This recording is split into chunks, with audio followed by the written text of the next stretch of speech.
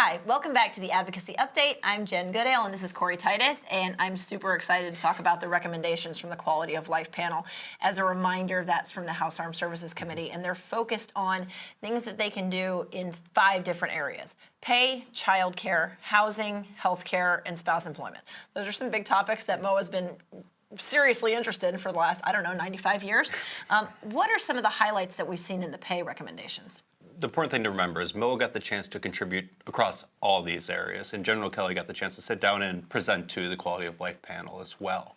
And MOAA is particularly pleased that the panel provided extra attention to our junior enlisted members and families who need support the most. First off, we see an overall recommendation to increase junior enlisted pay, to restore the basic allowance for housing back to 100%, and then to make overall improvements to the basic needs allowance program so that more service members will ultimately be eligible and benefit from it. Which is really important because right now not a lot of service members are getting it. Exactly.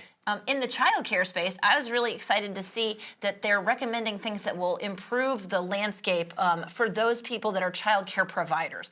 A lot of the focus has been on giving the military families more support through increased child care fee assistance.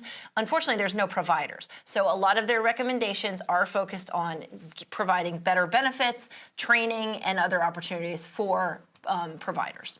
What about for housing? That's another key area that you've worked extensively in. What do we see there? As of late, we've seen a lot of reports about the mold and just substandard living conditions in unaccompanied housing, so the barracks.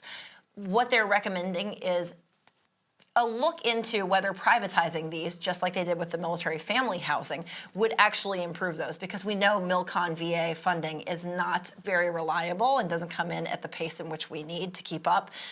So I think we're going to see some significant improvements in unaccompanied housing. We also saw a lot of recommendations in the healthcare space as well, something that MOAA is really a leader. One of the big things that we saw was focus on improving the access standards for healthcare across the board, and specifically looking at some of the behavioral healthcare access as well. So, which we know from that Blue Star Families survey that military families are upset with the long time it takes to get those appointments. So glad to see recommendations. Oh, for sure, and also our members are very vocal about that as well, which is really helpful for our advocacy efforts. The spouse employment sector, my favorite topic, they are really focused on finding programs that are working and making them permanent. So the Military Spouse Career Accelerator Pilot, which is the fellowship for military spouse employment, they're looking to make that permanent. So I was very pleased to see that. Well, it's really exciting to see all these recommendations. We've been waiting for a long time for this report. This panel's work is not just about showing gratitude and honoring sacrifice.